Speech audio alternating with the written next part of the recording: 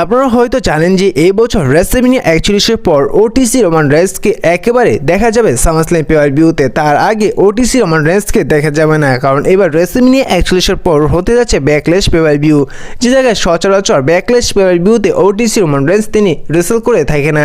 যার কারণে এবার রেসলম্যানিয়া 41-এর পর রোমান রেন্সকে আর ডাব্লিউডাব্লিউতে দেখা যাবে না, তাকে একেবারে দেখা যাবে সামারস্ল্যাম পে-পার-ভিউতেই। তাহলে এবার সামারস্ল্যাম পে-পার-ভিউতে ওটিসি রোমান রেন্সের অপোনেন্ট হবে কে? কারণ ওটিসি রোমান রেন্স তিনি একজন বড় রেসলার, আর ডাব্লিউডাব্লিউ এবার সামারস্ল্যাম পে-পার-ভিউটি একেবারে বলা যায় যে রেসলম্যানিয়া লেভেলে অনুষ্ঠিত করবে। যার কারণে এবার সামারস্ল্যাম পে-পার-ভিউর জন্য অবশ্যই ডাব্লিউডাব্লিউ একটি বড় কোনো অপোনেন্ট রাখবে রোমান রেন্সের জন্য।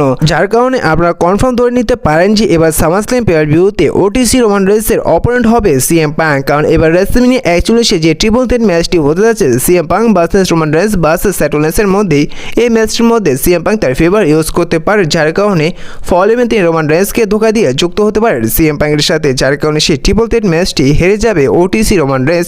পরবর্তীতে তার বদলা নেওয়ার জন্য রোমান রেন্স তিনি সামারস্ল্যাম পে-পার-ভিউর আগেই ফিরে আসবেন এবং দেখা যাবে সামারস্ল্যাম পে-পার-ভিউতে OTC Roman Reigns versus CM পাঙ্কের মধ্যে একটি ট্রিপল থ্রেট ম্যাচ। তো আপনাদের কি মনে হয় এবার সামারস্ল্যাম পে-পার-ভিউতে ওটিসি রোমান রেন্সের অপোনেন্ট কে হতে পারে তা অবশ্যই কমেন্ট করে জানিয়ে দিবেন।